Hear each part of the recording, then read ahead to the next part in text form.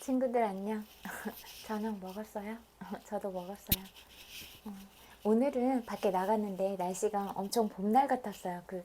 느껴지는 바람도 엄청 봄바람 같은 느낌이더라고요. 이렇게 저 달리는 차에서 이렇게 창문 내밀어서 얼굴에 바람 맞는 거 되게 좋아하거든요. 근데 그렇게 그러면 막 그 달리는 차 속도랑 바람이랑 이렇게 딱 맞닿아서 막 숨이 잘 안 쉬어질 것 같은 그런 느낌이 있거든요. 저는 막 그 숨 막힌 느낌이 좋아서 그렇게 가끔 하는데 그 그리고 이렇게 딱 볼로 느껴지는 바람 느낌이 있어요. 근데 오늘은 진짜 뭔가 이렇게 볼을 살살 간지럽혀지는 것처럼 그런 되게 부드러운 봄바람 느낌이었어요. 그래서 진짜 봄 느낌이 많이 느껴졌었고 산책하다 왔는데 되게 좋더라고요. 그래서 뭐 햇빛이 엄청 쨍쨍하거나 그런 날은 아니었지만 그리고 개나리꽃 폈어요.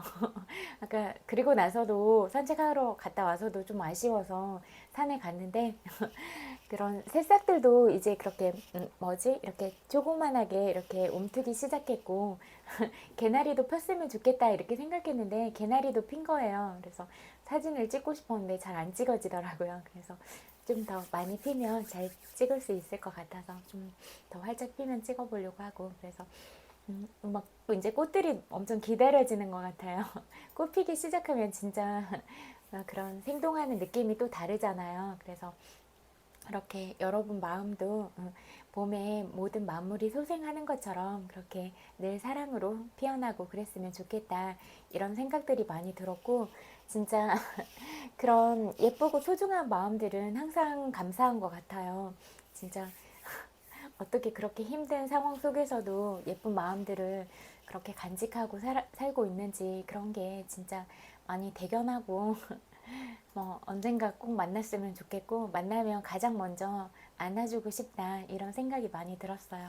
그래서 우리가 만날 수 있을 때 물론 뭐 지금도 마음으로 이렇게 우리가 다 연결이 돼 있으니까 마음과 정신 이런 것들이 다 진짜 뭐 서로 이렇게 소통이 되기만 하면 뭐 내 머리에 있는 뉴런들과 여러분의 뉴런들도 연결이 될 수 있다고 생각하거든요. 그리고 어떤 선한 방향으로 가려고 하면 그런 것들도 반드시 그런 뭐 전체적인 부분에 있어서 온 우주가 돕는다 그렇게 생각하거든요.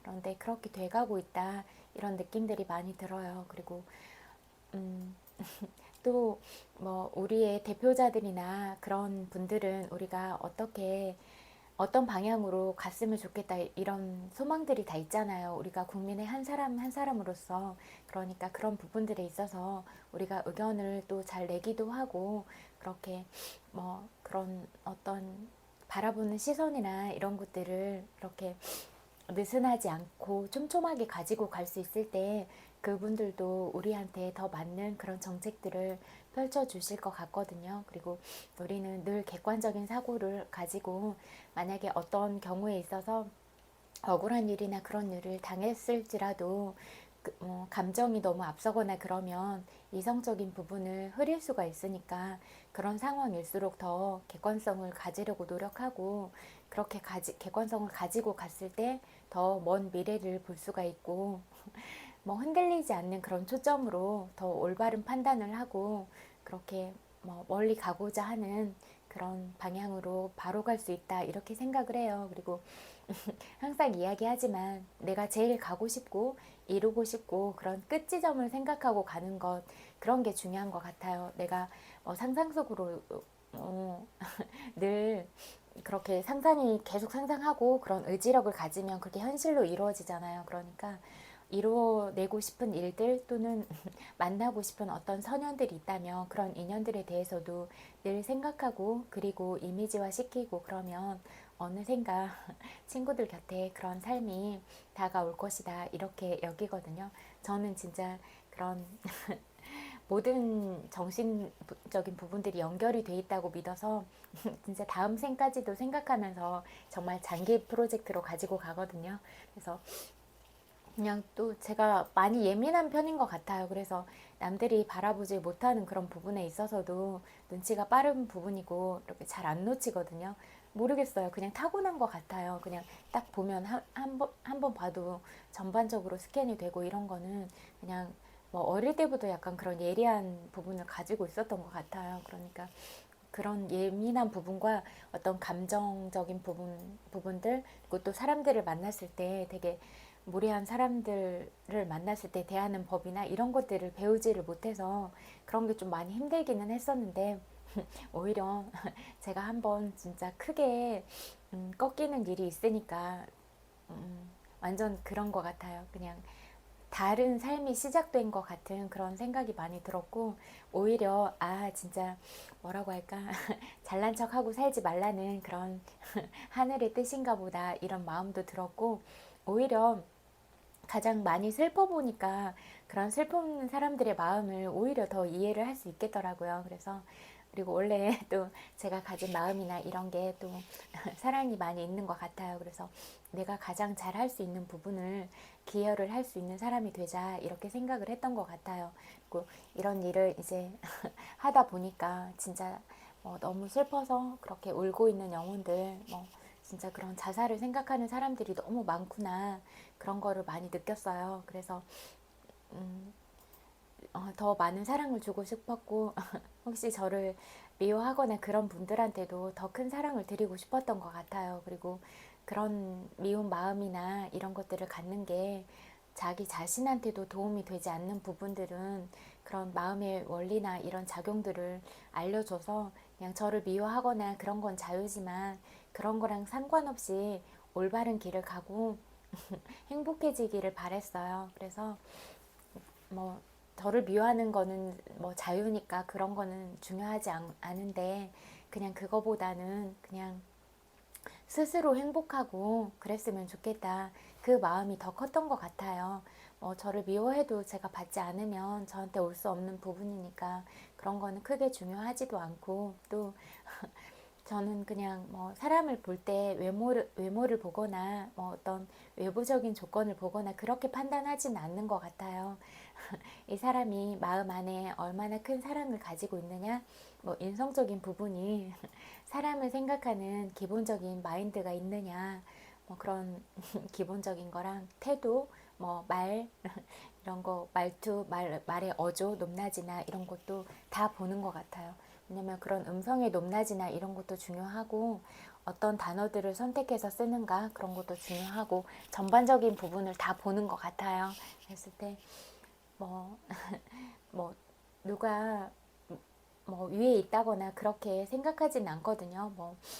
그런 상하 그런 구분이 사람들 사이에서 존재한다 이렇게 생각하진 않지만, 그래도 좋은 마음을 가진 것과 그렇지 않은 마음 태도를 가진 것, 이런 것들은 또 사람을 대하는 걸 보면 구분은 할 수가 있잖아요. 그래서 내가 귀한 사람인 만큼 상대한테도 그렇게 귀하게 대해야지, 누구를 무시하거나 비난하거나 함부로 대하거나 그런 거는 불편하더라고요. 그런 마음은 불편하고, 그렇게 항상 그런 어두운 기운을 가지고 가려고나 하면 마음이 편하지 않으니까, 그런 걸 바라봤을 때 또 제가 제 마음에서 한번 이렇게 정화작용이 필요하잖아요. 그래서 될 수 있으면 긍정적인 분위기를 가지고 나랑 비슷한 생각을 가진 사람들이랑 같이 가고 싶다, 이런 마음이 더 들긴 하는 것 같아요. 왜냐하면 그런 기운들이 비슷할 때 더 편안함을 느끼잖아요. 그리고 만약에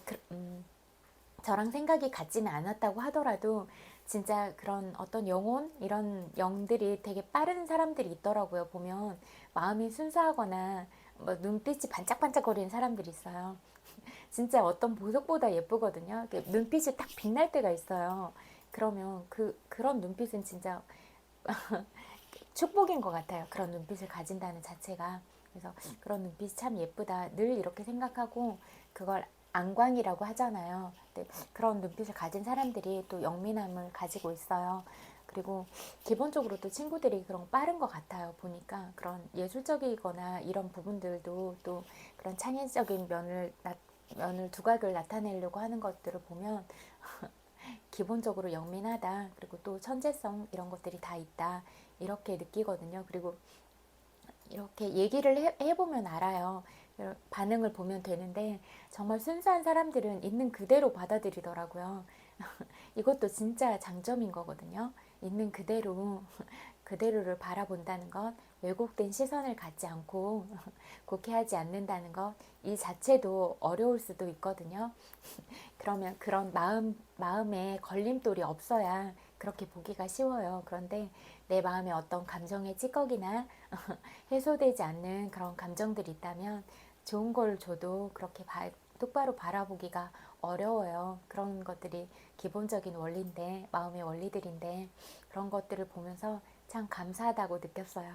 그래서, 아, 진짜 어떤 이렇게 조금만 물꼬를 터주면 이 사람들은 엄청난 성장할 수 있는 그런 잠재력을 가지고 있겠구나. 그래서 그냥 내가 할 수 있는 거는 사랑을 최대한 주고 그런 게 다이겠다. 이런 생각이 들었거든요. 그래서 또 이런 다 안 된다고 했을 때 저 혼자 된다고 하면서 여기까지 왔는데 저는 알았어요. 그냥 뭐 지지하거나 지지하지 않거나 이런 게 중요하지 않고 제가 믿었어요. 이게 정말 중요한 일이라는 걸.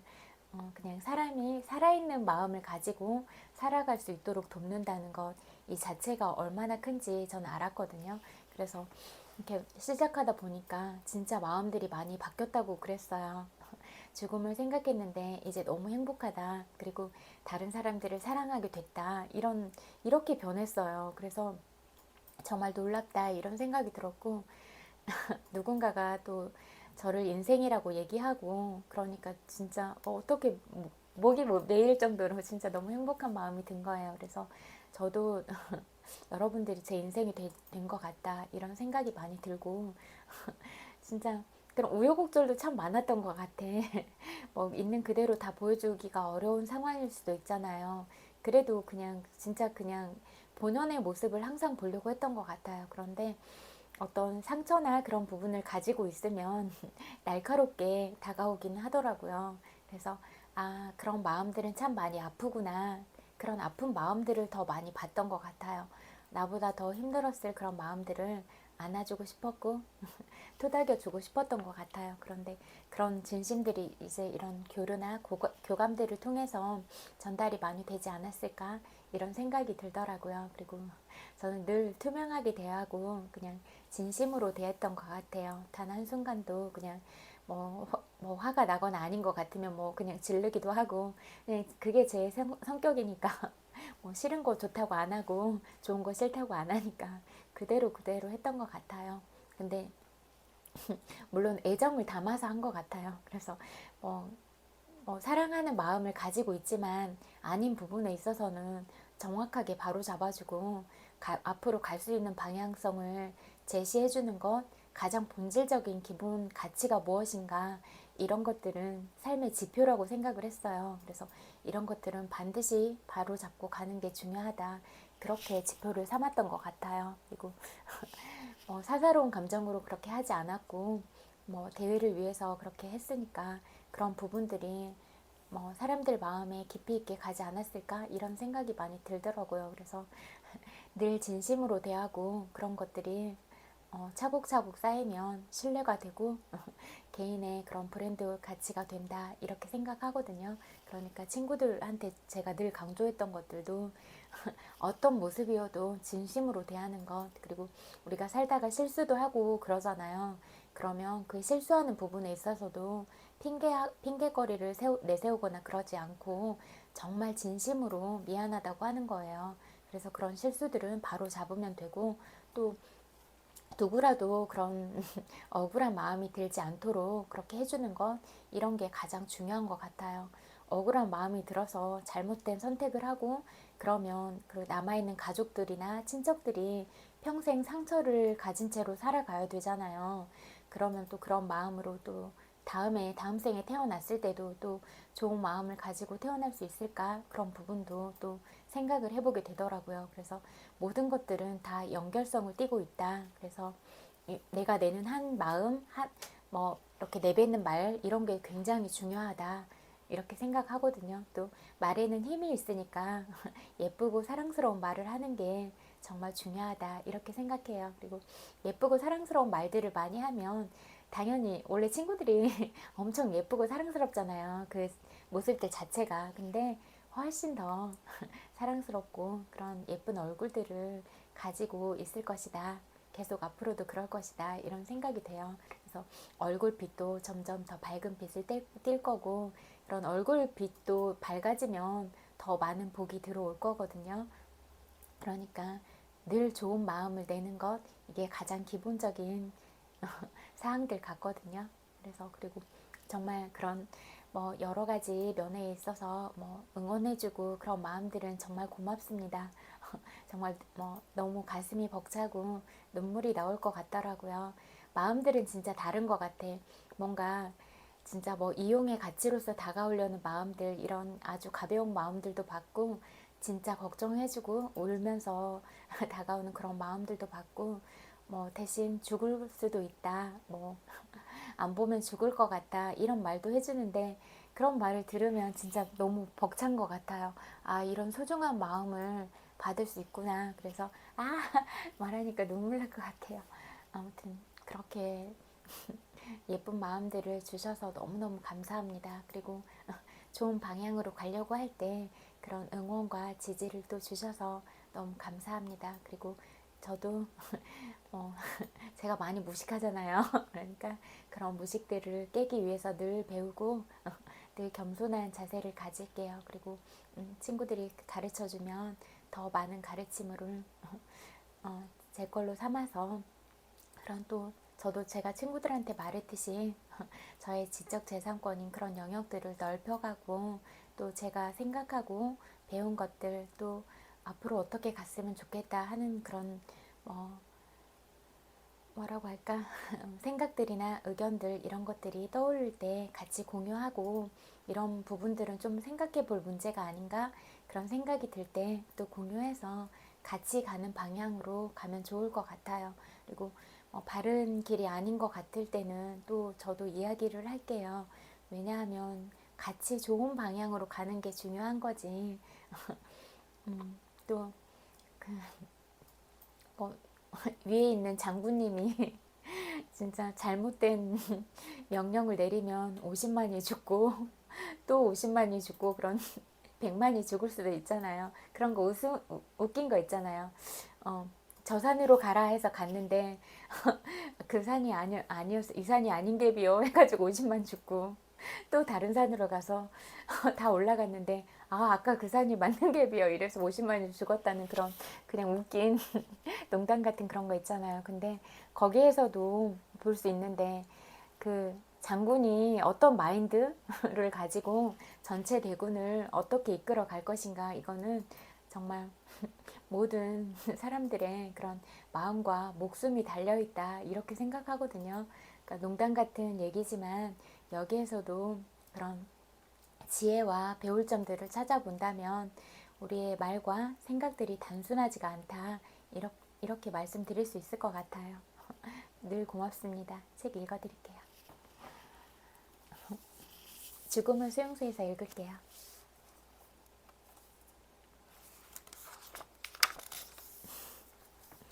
집단 정신치료 경험. 당연한 일이지만 수용소 안에서는 집단을 대상으로 정신치료를 할 기회는 제한되어 있었다. 말로 하는 치료보다는 오히려 올바른 모범을 보여주는 편이 더 효과적이었다. 공정하고 용기 있는 행동으로 보아 수용소 편이 아닌 것이 분명한 고참 관리인은 자기 담당 구역 사람들에게 지대한 도덕적 영향을 줄 수 있는 기회를 무수히 많이 가지고 있었다. 행동을 통해 즉각적인 영향을 주는 것이 대개는 말보다 훨씬 효과적인 법이다. 하지만 어떤 때는 말이 더 효과적인 경우도 있다. 어떤 외부적인 조건에 의해 사람들의 마음에 무언가를 받아들일 수 있는 수용 폭이 넓어졌을 경우이다.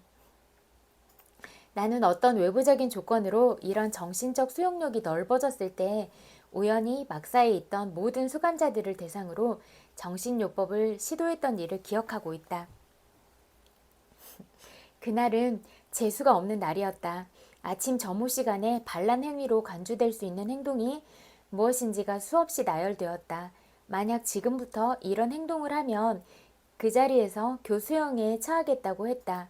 그 범죄 행위 중에는 우리가 갖고 있는 낡은 담요에서 조각을 잘라내는 행위와 좀도둑질 같은 것이 포함되어 있었다. 그로부터 며칠 전에 반쯤 굶어 죽게 된 한 수감자가 감자 창고를 부수고 들어가 거기에서 감자 몇 파운드를 훔친 적이 있었다.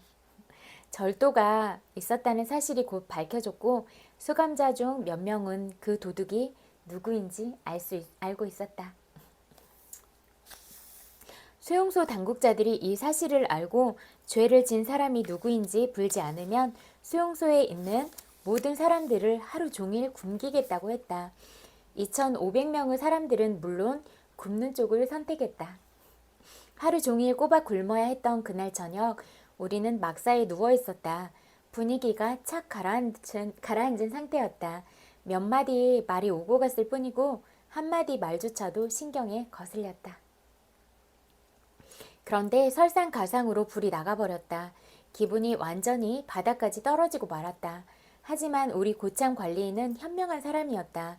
그는 그 자리에서 즉흥적으로 그 모든 사람들이 머릿속으로 생각하고 있던 이야기를 입 밖으로 꺼냈다.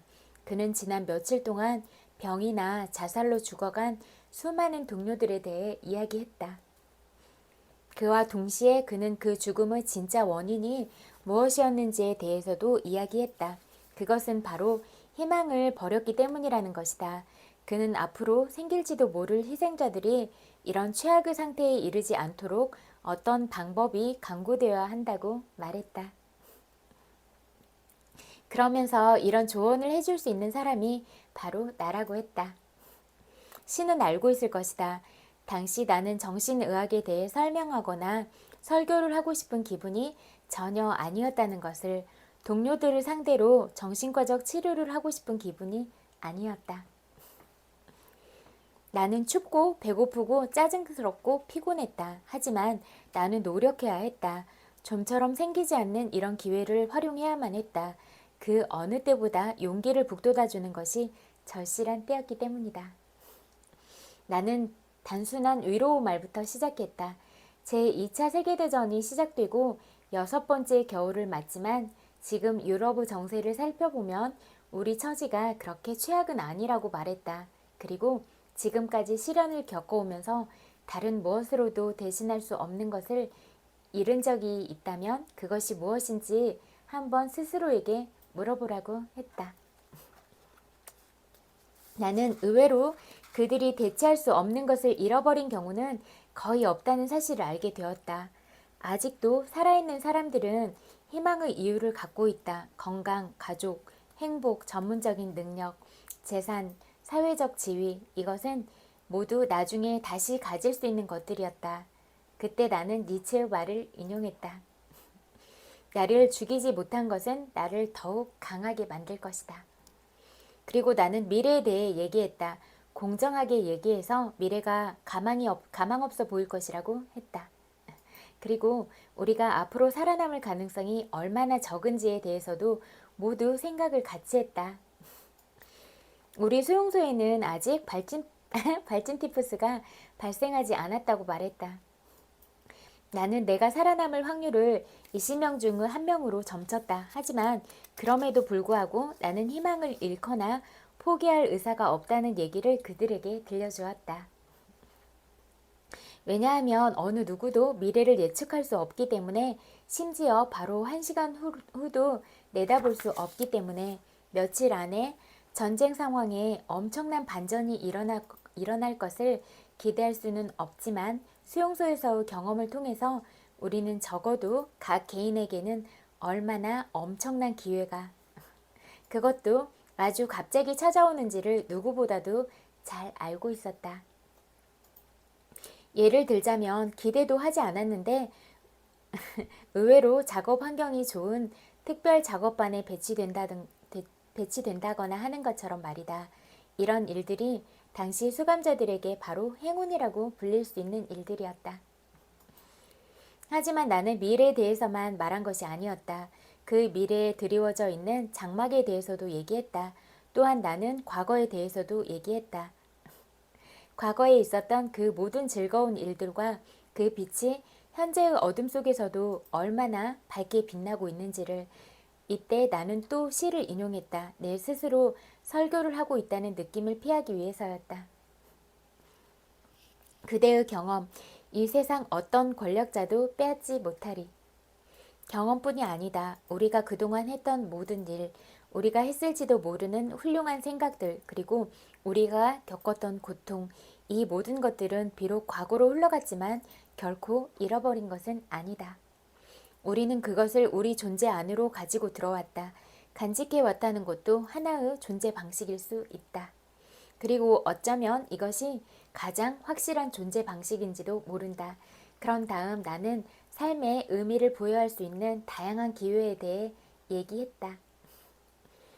나는 내 동료를 향해 어떤 상황에서도 인간의 삶은 의미를 갖는 일을 절대로 멈추지 않는다는 것. 그리고 삶의 무한한 의미에는 고통과 임종, 공핍과 죽음이 모두 포함되어 있다는 말을 했다. 어둠 속에서 내 말에 열심히 귀를 기울이고 있는 불쌍한 신의 피조물들에게 우리가 처한 가혹한 현실에 과감하게 직면하자고 했다. 희망을 잃어서는 안 되고 우리들의 가망 없는 싸움이 삶의 존엄성과 의미를 손상시키지 않는다는 확신 속에서 용기를 가져야 한다고 말했다. 나는 누군가가 친구나 아내, 산 사람 혹은 죽은 사람 혹은 하느님 각각 다른 시간에 우리 한 사람 한 사람을 내려다보고 있다고 했다. 우리를 지켜보고 있는 그 사람은 우리가 자기를 실망시키지 않기를 바라고 있다고 했다. 우리가 의연하고 비굴하지 않게 시련을 이겨내고 어떤 태도로 죽어야 하는지를 알기를 바란다고. 마지막으로 나는 우리의 희생에 대해서 얘기했다. 희생은 어떤 경우에나 다 의미를 가지고 있다고. 우리 희생은 그 특성상 정상적인 생활 속에서는 물질적인 성공이 중요한 세계에서는 틀림없이 의미 있는 것으로 여겨질 희생이었다. 그러나 실제로 우리의 희생에는 의미가 있었다. 나는 진솔한 말투로 말했다. 우리 중에 종교를 가지고 있는 사람들은 이 말을 쉽게 이해할 것이다. 수용소에 처음 들어온 한 동료가 하늘에 이런 기도를 하는 것을 들었다. 자신의 고난과 죽음으로 자기가 사랑하는 사람이 고통스러운 종말로부터 구원받도록 해달라는 기도였다. 이런 사람에게 고난과 죽음은 의미 있는 것이다. 그 희생은 아주 심오한 의미를 지닌 희생이다. 그는 헛되게 죽고 싶지 않았던 것이다. 그리고 우리 중 어느 누구도 그렇게 되기를 원하지 않았다. 나는 그때 바로 그곳 그 막사에서 실제로 가망이 없는 그런 상황에 놓여있는 우리들의 삶이 갖고 있는 충만한 의미를 찾아보기 위해 이 말을 했다. 내 말은 효과가 있었다. 불이 다시 들어와 주위가 밝아지자 누추한 몰골을 한 동료들이 두 눈에 눈물을 가득 머금고 나에게 다가와서 감사하다고 했다. 하지만 이제 와서 고백하건대 당시 나는 고통받고 있는 내 동료들의 마음속에 그렇게 대단한 정신력을 심어주지 못했던 것 같다. 분명히 나에게 그런 일을 할 수 있는 기회가 많았을 텐데 내가 그것을 그냥 놓쳐버리고 만 것이 틀림없다. 여기까지 읽고 또 내면화의 치유 같이 공부할게요.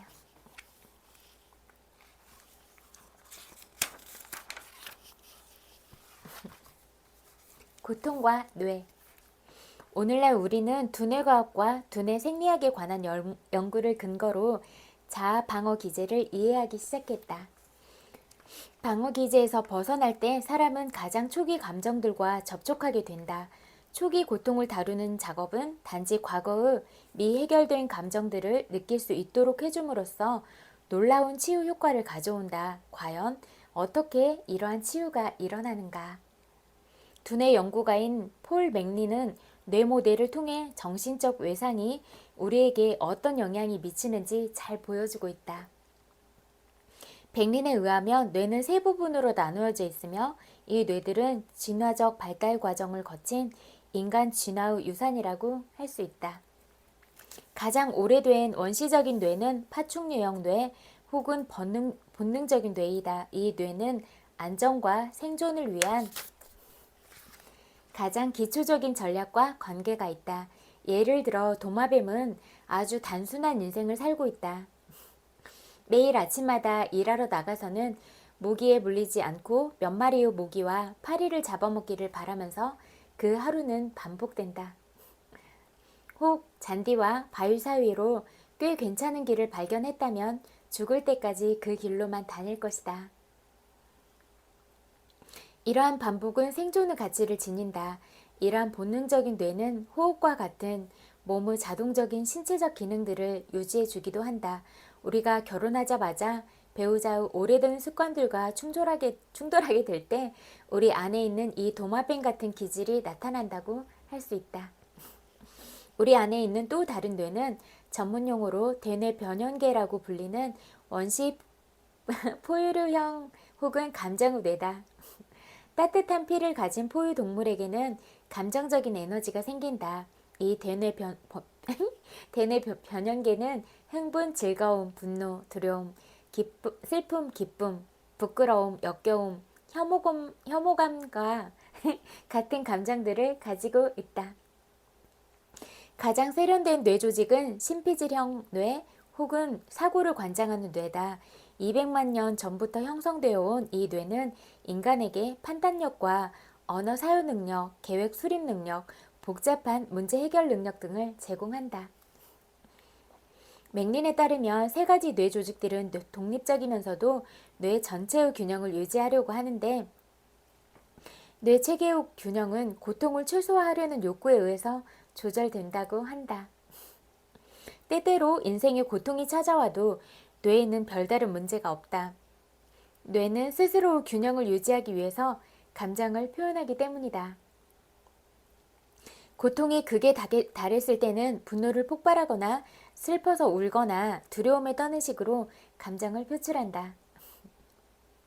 과학자들은 실제로 눈물이 감정적인 흥분으로 인해 생긴 스트레스성 화학물질을 없애준다는 점을 증명했다. 따라서 우리가 감정 표현을 억제하도록 배우지만 않는다면 뇌는 감정의 표현을 통해 자연스럽게 균형을 찾아 나갈 것이다. 엮이는 가정에서 자란 아이들은 세 가지 방식으로 감정 표현을 억제하는 법을 배운다. 첫째, 반응하지 않는다. 말 그대로 전혀 감정을 드러내지 않는 방식이다. 둘째, 감정을 표현하고 그 감정의 이름을 붙이는 법을 배울 만한 건강한 모델이 없다. 셋째, 감정을 표현하는 것을 부끄럽게 여기거나 감정을 표현함으로써 벌을 받게 된다. 엮이는 가정의 아이들은 이런 말들을 종종 듣는다. 정말 따끔한 맛을 봐야겠구나. 소리 지르지 마. 안 그러면 정말로 혼내줄 테다. 실제로 그 아이들은 무서워하거나 화내거나 울었다는 이유로 혼나곤 한다. 이런 거 진짜 아이들이 감정 표현하고 뭐 자제로 하는 게 진짜 중요할 것 같아요. 진짜 말 안 듣고 개구장이 같은 아이들한테 더 많은 창의력이 있어요. 그런 거 꺾지 마세요. 진짜 그런 창의력들이 어떤 부분으로 개발될지는 정말 모르고 진짜 세계를 지배하는 사람이 될 수도 있어요.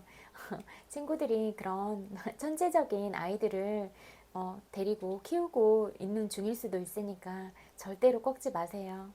말 안 듣는 애가 더 매력적인 거예요. 물론 힘들 수는 있지만 그래도 그런 호기심을 많이 가지면 또 머리가 영민하다고 볼 수 있어요. 그러니까 그런 호기심을 더 길러주는 방향으로 가는 게 중요한 것 같아요. 감정 표현이 금지되거나 또는 스트레스가 가중되고 만성화될 때 우리의 뇌는 어려움을 겪게 된다. 이러한 외상적인 스트레스가 생겼을 때 뇌 체계는 균형을 유지하기 위해서 특별한 조치들을 취하게 하는데 이것이 바로 자아 방어 기제이다. 초기 외상의 흔적. 아이들의 감정이 초기에 금지되었을수록 그 상처는 더 깊다. 뇌 성숙의 순서는 기본적인 뇌 형성의 진화적인 순서를 따라간다는 증거들이 늘어나고 있다. 신경화학자들은 본능적인 뇌가 임신 후반기와 출산 후 초기에 지배적으로 형성된다고 주장하고 있다. 대뇌 변연계는 최초 6개월 동안에 작동하기 시작한다. 이 감정형 뇌는 중요한 초기 유대감이 형성되도록 도와준다. 심피질형 뇌 역시 초기에 개발되는데 사고형 뇌가 건강하게 발달하기 위해서는 적절한 환경과 자극이 필요하다. 피아제는 아이들의 지적 발달에 관한 연구에서 거의 6세에서 7세 전까지는 아이들의 논리적인 사고를 발견하지 못했다고 보호하고 있다. 본능적인 뇌가 생존의 주제와 관련이 있으며 반복에 의해 조절된다는 사실을 고려해 본다면 영구적인 흔적이라는 표현이 이해가 된다. 신경과학자인 로버트 이삭스는 외상적인 기억들을 지워지기 어렵다고 주장한다. 본능적인 뇌는 배우고 잘 기억하지만 좀처럼 잊어버리지 않기 때문에 미래를 결정할 만한 영구적인 외상 흔적을 남기는 것이다. 가장 민감한 시기인 생후 1년 동안 아이를 살아남게 만든 뭔가가 그 마음 깊이 생존 요소로서 각인될 것이다.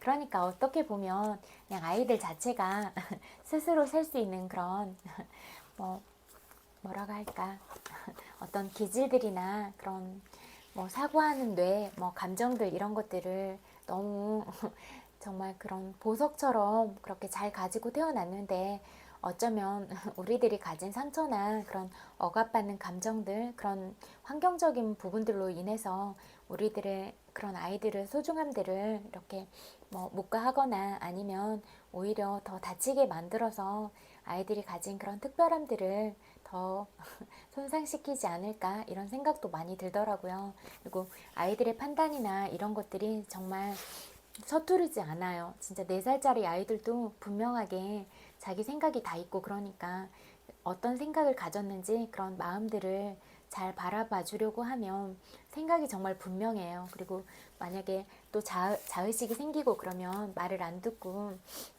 자기 의견을 내세우고 고집을 부리려고 할 수도 있잖아요. 그래도 그럴 때에도 이렇게 조근조근하게 설명을 다 해주면 자기가 이해할 수 있는 상황이면 다 받아들여요. 그런 것들 3살, 4살도 다 할 수 있어요. 그러니까 그런 부분들은 우리가 억압하거나 그렇게 언어적인 폭력, 그렇게 신체적인 학대로 그렇게 하지 말고 그냥 충분히 들어주고 아이의 감정을 충분히 표현할 수 있도록 하고 그리고 최대한 우리가 설명을 많이 해주는 거 이게 가장 중요한 것 같아요. 그리고 너는 나랑 같이 있는 이 순간 이런 네가 처한 환경들이 안전하다. 그래서 너는 어떤 의견을 말해도 좋고 너는 항상 보호받는다. 항상 사랑한다. 이런 말들을 해주고 그런 마음들을 실제적으로도 나눠주는 것 이게 가장 중요한 것 같아요. 또 잠재의식에 관한 거 읽어드릴게요.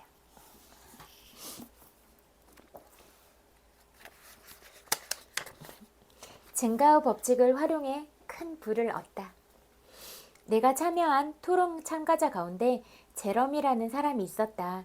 중공업 분야에서 일하는 그는 지난 수년간 잘되게 해달라고 확언을 했지만 경제적인 문제로 골머리를 앓는 일이 끊이지 않았다.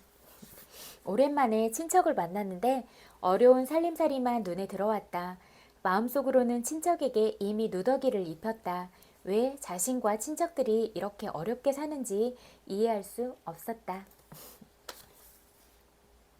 어느 날 제레미는 정신과학 전문가에게 상담을 청했다. 잘 살게 해달라고 그렇게 열심히 확언을 하는데 왜 응답을 받지 못하는지 물었다. 전문가는 모든 생각이 창조적이라 설명했다. 늘 자신이나 가까운 사람이 겪는 빈곤과 한계만 생각하다 보니 확언이 효력을 발휘하지 못했고 결국 가난에서 벗어날 수 없었다고 말해주었다. 상담에서 큰 깨달음을 얻은 제로미는 생각을 고쳐먹기로 했다. 자기와 일가 친척 그리고 만나는 사람이 부를 얻을 거라는 확언을 하기 시작했다. 그러자 이후 제러미의 경제 사정이 굉장히 좋아졌다. 상상했던 것보다 훨씬 더 사업이 번창했다. 오늘날 제러미는 전용기 2대를 타고 세계 곳곳을 누비며 중공업 공사 현장을 방문하는 기업인이 되었다. 인도에는 형제의 집을 찾아오는 배는 우리 집에도 온다라는 오랜 격언이 있다. 타인을 위해 확언하는 것은 곧 자기 자신을 위해 확언하는 것과 같다는 뜻이다. 제러미는 이 위대한 풍요 법칙을 배웠기 때문에 성공했다. 세상 모든 사람은 좋은 것을 더 많이 누리고 싶어 한다. 세상 모든 사람들의 내면에는 자리에서 일어나 한계를 뛰어넘고 성장하라라는 목소리가 끊임없이 울려 퍼진다. 사람들은 많은 친구를 사귀고 좋은 직장에서 일하며 편안한 삶을 살기를 원한다. 돈 걱정은 하지 않아도 될 만큼 돈이 많았으면 한다. 맛있는 음식과 예쁘면서도 편안한 옷, 편리한 모든 것이 다 갖춰진 집과 멋진 자동차를 비롯해 삶을 윤택하게 하는 모든 것을 원한다. 세계를 여행하며 자연의 신비를 몸소 체험하고 인류가 만들어낸 아름다운 것들을 구경하고 싶어 한다. 무엇보다도 불을 만들어내는 마음의 법칙을 배워 마음속 무한한 보물창고 문을 열어 자신이 원하는 풍요로운 삶을 살기를 원한다.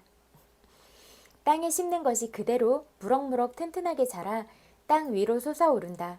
도토리를 심으면 얼마의 시간이 지난 후 도토리를 수확한다.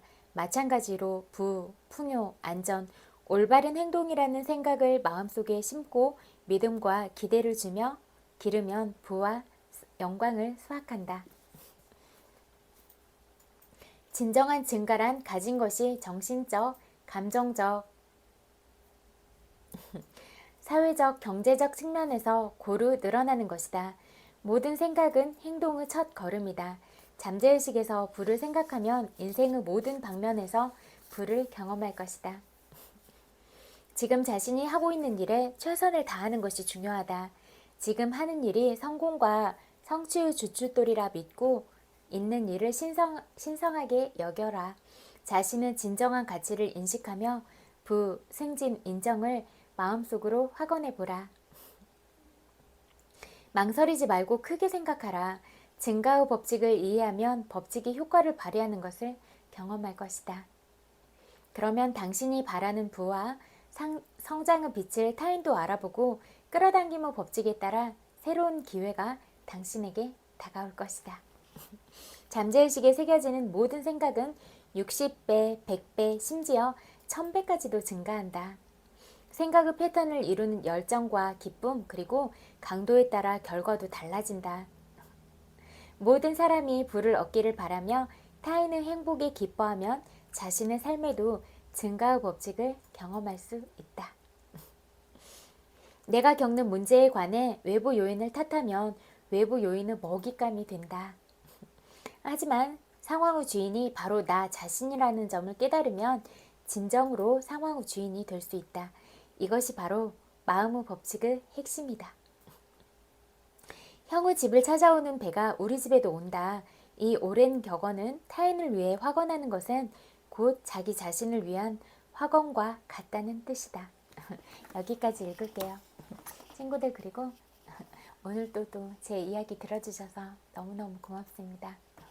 그리고 오늘 또 친구들이 어떤 하루를 보냈을지라도 고생 많았다고 마음으로 안아드리고 싶어요. 토닥토닥. 고생 많았어요. 그리고 오늘은 봄바람도 살랑살랑 부는 그런 진짜 봄 기운이 만연한 하루였는데 친구들 마음 안에도 그런 봄바람 같은 기운들이 늘 스며들어서 친구들한테 그런 예쁘고 사랑스러운 기운들이 살며시 다가가서 늘 많이 웃고 행복한 하루하루를 보낼 수 있으면 좋겠다. 그런 생각하고 또 친구들이 원하고 이루고 싶은 일들 그런 방향들이 다 잘 이루어지기를 바라고 또 그런 공익적인 관점에서 대표성을 띠신 분들은 늘 내가 가진 그런 중요한 가치들과 도덕적인 사명들 또 어떤 게 진짜 국민의 한 사람 한 사람을 위하는 길인가 이런 본분들을 잊어버리지 않고 전체적인 방향을 바라보고 간다면 또 좋은 결과들을 도출을 낼 수 있지 않을까 그런 생각이 들어요. 진짜 사사로운 감정들보다는 늘 대의를 위한 길을 모색하고 단순하게 진짜 당파 싸움 이런 거보다는 탕평책이 왜 펼쳐졌을까 그런 부분에 대해서도 근본적으로 생각해 본다면 내가 나랑 다른 편에 서 있는 그런 의견들을 어떤 마음을 가지고 들을 것인가 이런 것도 중요한 것 같아요. 저는 모든 답은 먼저 경청에 있다고 생각을 하거든요. 그래서 내가 누군가의 말을 귀를 열고 들었을 때 상대방이 정말로 하고 싶은 말이 무엇인가 그런 것들을 알 수가 있고, 또 들은 다음에 내 생각들을 분명하게 얘기를 해서 이런 중간적인 합의안을 도출해내는 것이 중요하지, 내 생각과 다르다고 해서 비난하거나 무슨 흠집 내기 식으로 가는 이런 것들은 옳지가 않은 것 같다, 이런 생각이 많이 주어지더라고요. 다 진짜 국민의 한 사람 한 사람은 암행어사랑 같거든요. 그러니까 모든 부분들을 다 날카롭게 예의주시하고 있을 거예요. 그래서 또 뭐 우리 한 사람 한 사람의 그런 역사적인 기록들을 어떻게 남길 것인가, 또 그런 공익적인 자리에 계시면 그런 부분들이 진짜 후손들에게 대대로 남을 그런 역사적인 기록들이잖아요. 그래서 그런 기록들을 국민들 마음속에 어떤 기록을 남기는 사람으로 되고 싶으신가, 이런 부분을 생각해 본다면 말 하나 행동 하나 그렇게 쉽게 하지는 못할 거라고 생각합니다. 그러니까 늘 그런 한 사람 한 사람의 소중한 마음들을 늘 염두에 두시고 전체적인 방향을 그려 나가시면 바른 길로 가실 수 있을 거라 그렇게 생각합니다. 고맙습니다. 그리고 아직 잘 시간은 안 됐을 것 같은데 그래도 긍정적인 생각, 좋은 기분으로 마무리도 잘하고 또 오늘 하루 살아내느라고 고생한 친구 자신들 토닥토닥 마음으로 위로하고 또 사랑한다고 그런 말도 많이 해주면서 하루를 마무리하면 좋을 것 같아요. 그리고 저는 항상 여러분들이 정말 보고 싶고 너무 많이 그립고 그런 것 같아요. 순간순간마다 생각하고 제 인생도 또 인생에서도 친구들이 특별하고 친구들이 또 제 인생처럼 그렇게 느껴지기도 하고, 그러니까 숨 쉬듯이 심장 박동수처럼 그렇게 늘 생각해요. 그러니까 누군가 이렇게 생각해주는 친구가 하나 있구나, 누군가 나를 위해서 이렇게 진심을 다해서 기도해주는구나, 이렇게 생각하고 있으면 늘 든든할 거라고 생각해요. 그래서 저는 늘 이런 마음 가지고 갈게요. 그리고 100만 번 볼뽀뽀 보내드릴게요. 창만이 사랑해요. 모두 잘 때 다 편안하게 잘 자요. 굿나잇. 안녕.